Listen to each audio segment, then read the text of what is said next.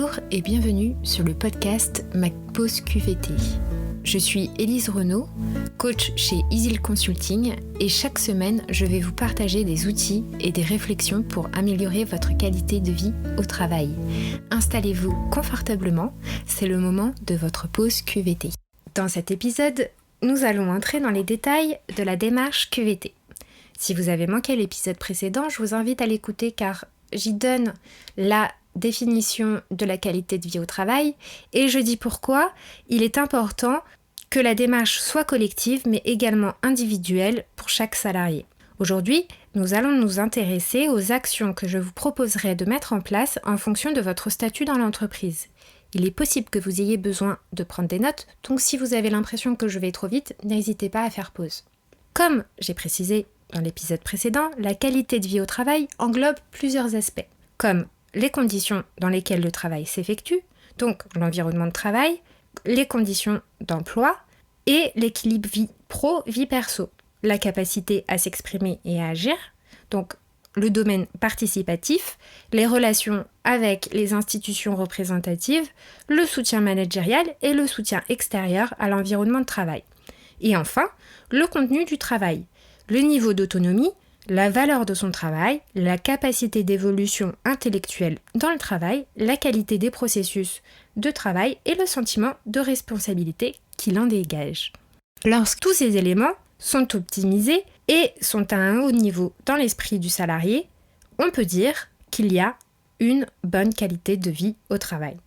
La démarche qualité de vie au travail, qu'elle soit individuelle ou collective, s'inscrit dans un processus bien précis. La première phase de cette démarche est une phase de diagnostic, qui fera l'objet de cet épisode. Les autres phases feront l'objet des épisodes suivants. Pour vous, chers salariés, la phase de diagnostic est très simple. Il s'agit de déterminer où vous en êtes actuellement sur l'ensemble des critères que je viens de citer. Il suffit de faire un tableau avec 2 colonnes. La première colonne, ce qui contribue à votre bien-être, et dans la seconde colonne, ce qui le limite ou ce qui pose un problème. Pour chaque critère que vous allez inscrire dans ces 2 colonnes, je vous invite à noter de 0 à 5 en fonction de leur importance. 0 étant peu important, 5 étant primordial.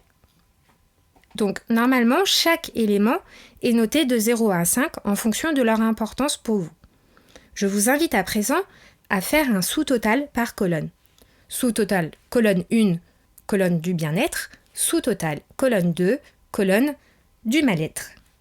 Et ensuite, pour avoir votre quotient de bien-être, il s'agit tout simplement de soustraire la colonne du mal-être à la colonne du bien-être. Donc, sous-total, colonne 1, moins sous-total, colonne 2. Si votre quotient est positif, c'est que vous semblez être dans un bien-être au travail. La question à vous poser, c'est sur quel élément vous pouvez agir pour encore plus améliorer votre qualité de vie au travail. Si en revanche votre quotient est négatif, il est important de vous poser certaines questions. Sur quel aspect j'ai le plus de critères de mal-être au travail ? Si ce sont des critères propres au contenu de votre travail ou à votre mission, il sera sûrement le temps de réfléchir à une évolution dans votre travail ou dans votre carrière, sans penser à l'entreprise globalement. Si ce sont des éléments propres à l'entreprise, existe-t-il un moyen pour vous de faire remonter ce genre d'informations pour qu'il y ait un changement possible ? Si c'est déjà fait et que vous n'avez pas de résultat, existe-t-il une entreprise qui correspond plus à vos critères ? Les réponses à ces questions vous aideront dans la seconde phase. Pour vous, cher employeur, ce sera un petit peu plus compliqué. Ce diagnostic se réalise en 3 étapes. Dans la première étape, il y a 2 types d'éléments à recueillir. Des éléments que l'entreprise détient déjà avec des données chiffrées, comme le document unique, les tableaux de bord RH sur l'année civile en cours et l'année précédente, etc. L'important est de recueillir des données objectives pouvant donner un aperçu objectif du bien-être des salariés. Ensuite, il s'agit de construire une enquête de satisfaction que les salariés vont pouvoir remplir et qui mettront en exergue certains sujets d'attention. La seconde phase est une phase de discussion dans le cadre de groupes de travail pendant lesquels les salariés échangeront autour de ce qui va et de ce qui ne va pas dans l'entreprise, ce qui pourra donner un plus concret à l'enquête de satisfaction. La troisième phase, il s'agira de réaliser un rapport mettant en exergue les différents points à améliorer dans l'entreprise.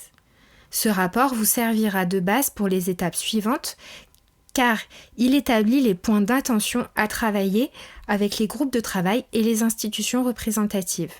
J'espère que ce travail de diagnostic vous a permis de voir la lumière au bout du tunnel. Je vous prépare pour la fin de cette semaine plusieurs ressources complémentaires. N'hésitez pas à vous inscrire à ma lettre d'information pour avoir accès plus rapidement au dossier. Je vous souhaite un bon week-end et d'ici le prochain épisode, si besoin, je ne suis pas très loin.